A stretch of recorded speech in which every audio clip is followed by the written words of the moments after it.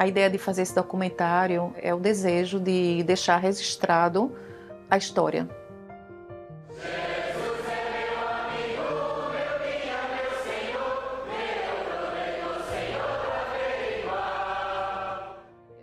A história desse grupo de 6 famílias que vieram dos Estados Unidos em agosto de 1980. Como foi a chegada no Brasil, como foi o início da igreja, como é que a igreja está hoje. Temos hoje novas gerações na igreja que não conhecem a história. E eu acho que é uma história muito bonita, é uma história muito importante e vale a pena ser contada.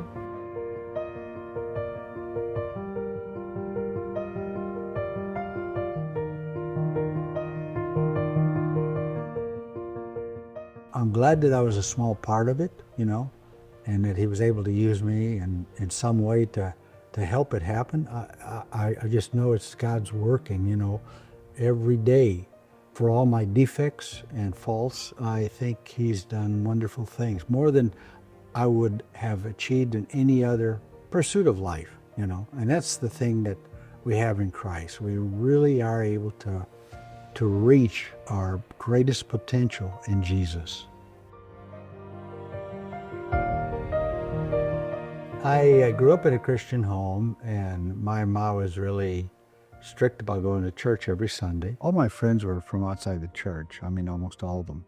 So, as I got into my teen years and early 20s, I got involved with what everybody else was doing, God working in my life as he does in all of our lives. He helped me to realize when I was about 22 years old that the path I was getting on was not the one that would, be good. And so I kind of reaped some bitter fruit, and that helped me to make a decision to be the Christian I always knew I should be, but, wasn't living that life. One day in the bathroom at work, I saw a copy of a Reader's Digest magazine, because back then we didn't have cell phones to play with. So I saw the article of that month was a review of the book called The Peace Child. And I read the first couple pages there in the bathroom and decided I really think this is interesting. I took it home and finished the article. And it was about a young couple that went to New Guinea, if I'm remembering correctly, and to do mission work. And they had a small baby, and they would go out. There was no electricity or roads, so they would go out in canoes from village to village, teaching people the Bible. And then on one of these little trips they were making on a stream somewhere, the canoe hit a log underground and tipped over, and the baby went in the water, and both parents were frantically searching under the dark water for the baby. Finally, they found it. It was fine. Babies have that instinct to hold their breath underwater. But when I read that, I thought, man, I should be doing that. They shouldn't be sending little babies to do mission work like that. I should be doing that, because at the time, I was a young man full of health and thinking that was just a wonderful idea. And so that got me thinking about doing mission work. When I was 22, I got more involved in church after that, and so always looking for things to do. The preacher and youth ministry there noticed it and said, why don't you go to Sunset and learn the Bible? Well, when they first said that, I thought, well, I don't want to be a preacher. But they kept on me saying, yeah, but you need to know the Bible. Just go there to learn the Bible. And by coincidence, of course, again, it's God's working, the youth minister's brother-in-law was a student at Sunset at the time. And so he said, my wife and I are taking a 2-week vacation. We're going to drive out to Texas. I was living in Michigan where I was born. So they invited me along for their vacation to go to Texas and visit the wife's brother. And so I went there and I got to sit in and spend a day or two at Sunset, sitting in on the classes and meeting some of the teachers and students. And I was very impressed by it. And so I made a decision then I would, God willing, go there. And so I quit my job and moved to to Lubbock, Texas in, I think it was September of 1976. And I was 24 years old. Well, I grew up in Cookeville, Tennessee, and had a mom and dad and an older brother. And we grew up in a believing home. We went to church every Sunday that I can remember until I graduated from high school and moved out. Going to church was so important for us that I had 12 years perfect attendance going to Bible school. And I always enjoyed my mom. She was always singing songs about Jesus during the daytime. So I still have those songs in my mind when I think of her. My dad died when I was 11, so I was very close to my mom, and she was pretty dependent on me and my sister. She had remarried right before I moved to Memphis to go to nursing school, so she had a support system, but I always felt like I kind of needed to be close to take care of her. But when we said we were going to do mission work in Brazil, she was like, no, wait a minute. I wanted you to live a Christian life, and I wanted you to be active in church, but this is taking it a little bit too far. Well, I had no intention of becoming a missionary. I had no intention of becoming a preacher even. But I did want to be a good Christian after I made that commitment that, to be a Christian and really live the Christian life on that campaign. Kathy and I decided to go and to study for 2 years in the Sunset. At that time it's called the Sunset School of Preaching. But we thought, we'll take 2 years off from what we're doing now, and we'll study, and then we'll have the knowledge. We'll come back and I'll complete my degree in wildlife management. I wanted to be like a game warden or a wildlife biologist. And then we'll go somewhere where the church may be not so strong, they can use me. Before I became a missionary, we had actually, job-wise, Terry and I were part of the original AIM group, Adventures in Missions, out of Sunset Church of Christ.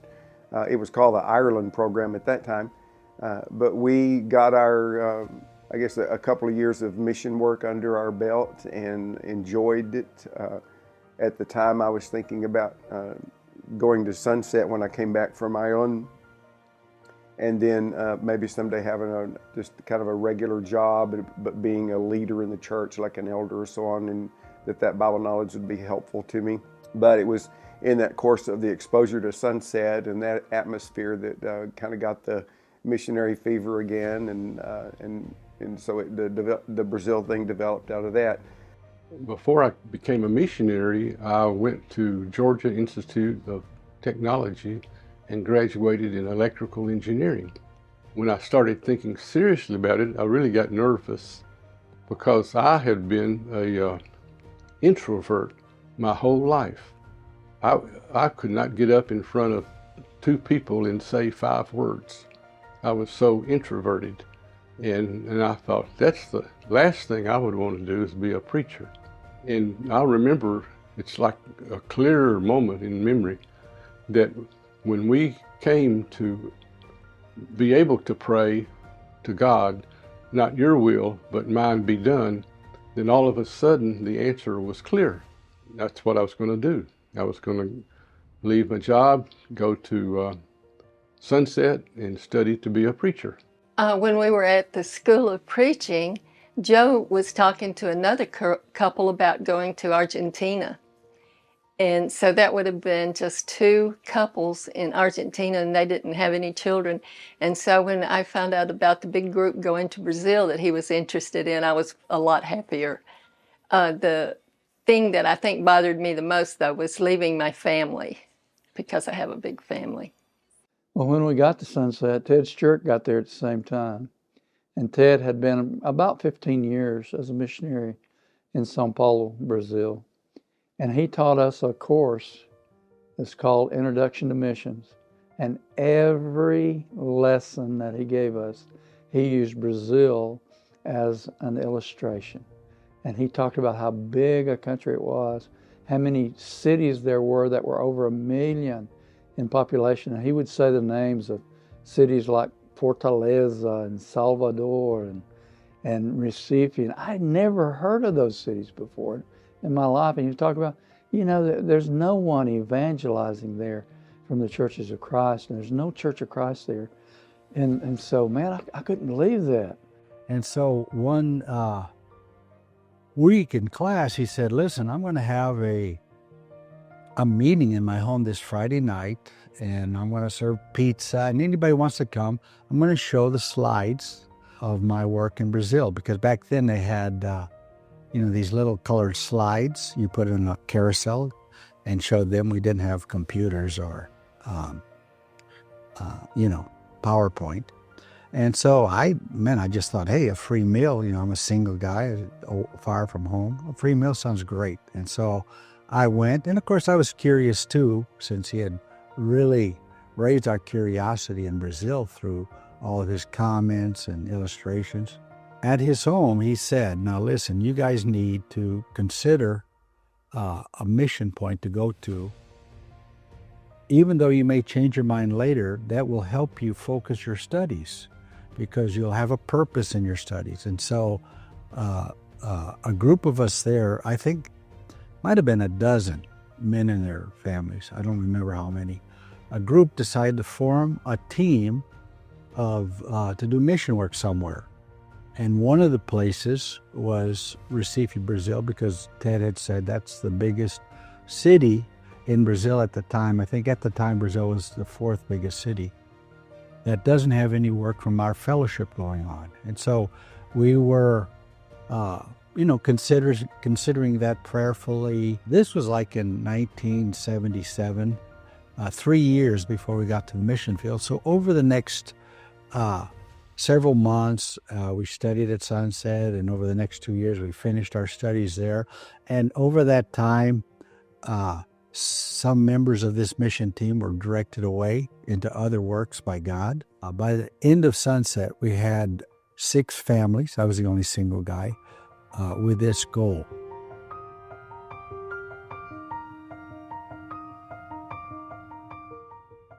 And I know that family, when you leave your family behind, that's heavy on your heart and in your thoughts, and especially because there was this separation between me and my family, and here I was taking another step that to them was stepping away, but I was really trying to step into the Lord's will.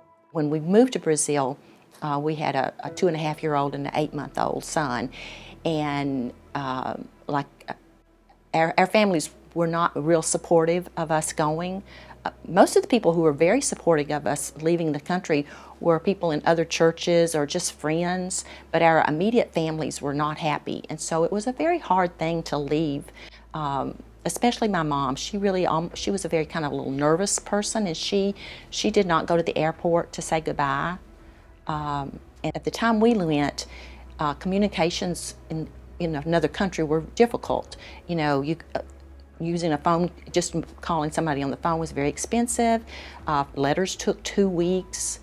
There was no internet at that time. No FaceTiming and all that kind of thing. So, and we were leaving saying, we will be back in 2 years. And I was taking grandchildren away from her that she was not going to get to see grow up, or Mike's parents weren't going to get to see. So that was the biggest thing I had, was just leaving my family and knowing that they weren't going to get to experience my children. I had never been on an airplane before. All of our families came. The team of 5 families, but it wasn't quite so daunting because we were going together as a team.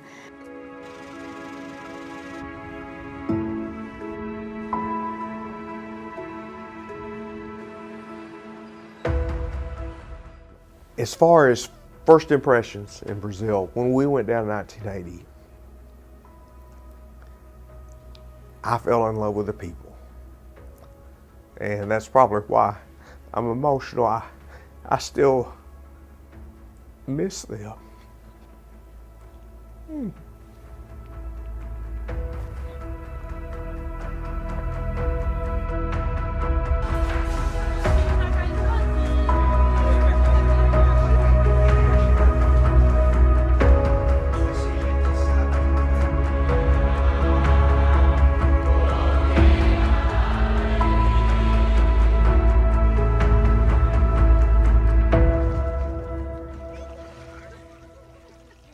They were some of the sweetest, kindest, friendliest people I've ever known. They really touch your heart.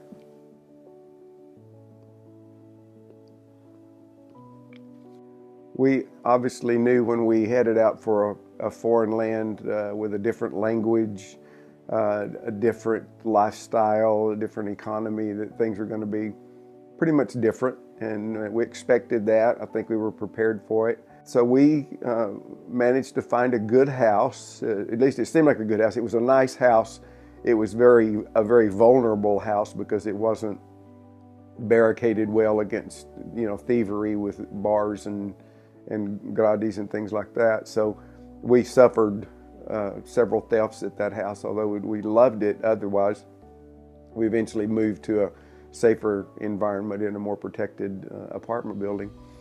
We managed. It was I guess kind of anxious every time I left the house to go to the bank or go get on a bus or go drive somewhere until I was feeling more comfortable with the language and that I could communicate day to day where we went.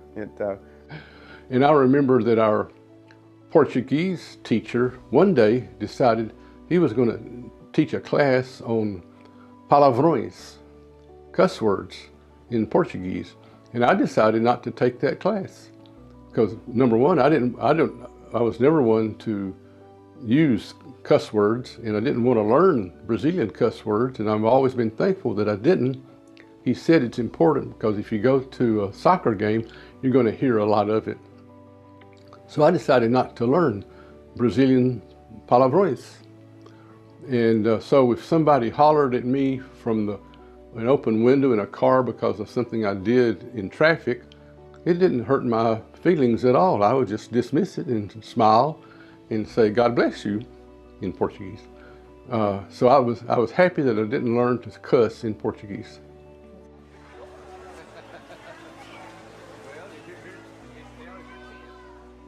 Some of the women did really well with Portuguese and in teaching, like Patricia, and everybody did things a little differently, but I think we all tried really hard to help to get to know Brazilians and open our homes and help our husbands in their work. Whenever we came down, we developed a 5-year plan while we were in mission school. And we had it all laid out and it looked really good. But I think one of our main goals was to establish a congregation in downtown Recife. We kept looking for a place and we found a place on Avenida Conde Boa Vista, where we wanted to look where major buses passed by, and so God opened up a door for us. And the one thing that we had in our plan, we will never go and ask our home churches for funds to build a building with. We're going to let our church family do that. And we realized right off that was a big mistake. And so we went back to our home churches and they raised the money for us in no time at all. And we moved into the church building, which is the mother church now in Boa Vista.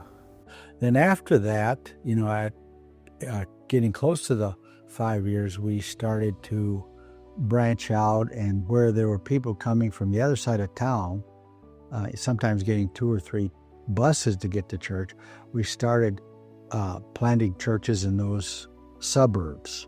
And so today there are, perhaps 24 congregations in the greater metropolitan area. And in the meantime, we also planted churches in the interior. And then some of those who are converted planted churches. So the gospel has spread out from downtown Recife to this region, which was always our hope and really was the hope of those who helped to get us here. O foco dessa missão no início foi basicamente evangelismo. Era estudar a Bíblia com pessoas, levar Cristo às pessoas, ensinar o Evangelho. Então, o grande foco era esse da igreja, né? Com o passar dos anos, a gente começou a crescer e a gente começou a sentir a necessidade de ter mais famílias. E Deus respondeu essa oração. Hoje temos muitas famílias na igreja, graças a Deus. Muitas famílias atuantes, assumindo lideranças na igreja. Hoje temos diáconos, Já temos na congregação principal da Boa Vista, temos 3 presbíteros. Demoramos 20 anos para ter presbíteros. Os fundamentos que eles ensinaram foram os fundamentos verdadeiros do Evangelho. Então, eles foram embora, alguns foram embora, mas a palavra permaneceu na vida desses irmãos brasileiros, não é? Nesses novos irmãos. E ninguém é insubstituível, só Cristo é insubstituível. Então, apesar de uma pessoa ir embora, faz falta, e a gente sente muito, mas Deus sempre levanta pessoas para fazer o trabalho dele. E hoje a gente está aqui na Escola da Bíblia, que é parte do ministério das Igrejas de Cristo e desta Igreja de Cristo aqui na Boa Vista. A Escola da Bíblia é um dos ministérios mais evangelísticos que as Igrejas de Cristo têm. Elas são portas abertas para pessoas querendo conhecer a Bíblia, quer sejam pessoas que já frequentem alguma igreja, quer sejam pessoas desigrejadas, quer sejam pessoas buscando uma fé. Os missionários começaram o trabalho aqui no Recife na década de 80, começaram a Escola da Bíblia em 81, vieram para esse prédio no ano de 82 e por providência divina eu cresci na casa ao lado.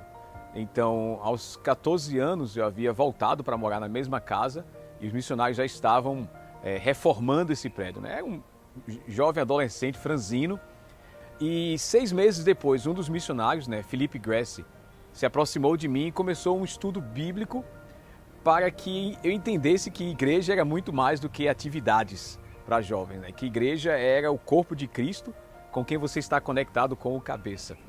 E com o passar dos anos, esses missionários foram moldando o meu entendimento da realidade e moldando o meu também perfil, o meu caráter, né? Eles foram pais na fé, não somente para mim, mas para muitos homens e mulheres que ainda estão em Cristo hoje. Era solteiro, sem rumo na vida, sem sonhos bons, e conheci a igreja, me converti naquele ano. E de lá para cá, já são praticamente, vai fazer 40 anos isso, e foi muito importante para mim porque mudou toda a trajetória de minha vida, de família, de trabalho, aspirações, sonhos. Eles eram pessoas muito amorosas e eles ajudavam muito as pessoas, então não eram só de falar, eles eram muito de fazer, construir casas até para pessoas mais carentes, ajudar, levar para médico, todas as necessidades, assim, eles eram muito presentes, então isso foi uma lição que a vida deles passou para nós. E eu acho que isso está no DNA da igreja por conta dos primeiros missionários. Eu noto que quando uma pessoa adoece, os outros se preocupam e tentam ajudar e fazem muitas coisas de benevolência, muitas coisas de evangelismo. E eu acho que isso vem muito do exemplo dos missionários, de como eles viveram o evangelho aqui. 2 coisas nos impactaram. Primeiro, o amor da igreja, dos irmãos. A maneira como a gente foi acolhido, recebido. Isso em canto nenhum a gente foi recebido dessa maneira tão amorosa. E a outra era a palavra, a pregação da palavra. Respeitando o contexto, foi Regis que estava pregando no dia. E aí, quando a gente saiu do prédio, eu lembro que a gente disse, encontramos a Igreja de Cristo. 20 dias após, nós fomos batizados por Linda McKinney. Eu vejo esse amor presente não somente nos membros, mas nas lideranças humildes e servis que os presbíteros têm demonstrado. Eles vão até onde a ovelha está e não esperam que a ovelha venha até o pastor pedindo ajuda. Mas uma das coisas que me inspirou a sair da Boa Vista e ir para outros lugares, movido pelo Espírito Santo para plantar a igreja, foi o exemplo que eu vi na vida dos missionários. Eles deixaram os Estados Unidos, tinham famílias lá, deixaram tudo para vir para cá. Então, vendo aquele exemplo, eu disse, puxa, eu quero também fazer o mesmo, quero ser missionário, agora missionário na minha terra. E saí da Boa Vista, fui para Camaragibe, saí de Camaragibe para São Lourenço, saí de São Lourenço para Várzea e vendo ainda os missionários plantando igreja, isso me motiva também sendo tocado pelo Senhor, sair da várzea e continuar até o último dia, pregando o Evangelho do Senhor, plantando igreja, que é isso que o Senhor nos chama. Eu pude ver o crescimento da igreja em nossa região, Jaboatão, Paulista, né? Camaragibe, e depois para o interior, para o Agreste, para o Sertão. E hoje eu vejo tantas congregações, tantos irmãos, não é? E fruto daquele trabalho de 40 anos atrás. A igreja de Peixinhos, que é um fruto desse trabalho expansionista da Boa Vista. Nós éramos um grupo de bairro da Boa Vista. E aí, em 1992, numa reunião com os missionários, disse, vamos fazer de Peixinhos uma congregação. E foi um susto naquela época. Não, está muito cedo, né? Mas a gente começou a planejar, a orar. E em 1995 a gente começou como igreja aqui em Peixinhos, não é? Era um pouco mais de 15 irmãos. E assim a gente foi crescendo como congregação, expandindo. Usamos colégios, né, escolas para a gente ter os nossos cultos, né? Durante 20 anos a gente fez assim. Mas sempre com o sonho de ter um prédio, né? Um local para se reunir, o nosso espaço. E com fruto de ofertas de irmãos, conseguimos fazer o nosso prédio, né? Que é uma bênção até hoje. Muitos crescimentos de irmãos, de áreas, de ministérios, né? Que a igreja tem. E assim a gente tem procurado expandir a igreja. Nós somos hoje 85 membros, já geramos 2 congregações, Janga e também Águas Compridas, né? Através daqui. Isso é um trabalho que não tem preço, né? É muito valioso. Esse foi o primeiro curso que eu fiz na Escola da Bíblia, como se tornar um cristão. O professor era Grassie. E depois que ele me batizou, eu fiz vários cursos com ele, mas também com os outros missionários. Mas Grassie, ele de uma certa forma me adotou e começou a me ensinar mais particularmente a palavra de Deus. Saíamos e fazíamos trabalhos da igreja juntos e crescemos também na amizade.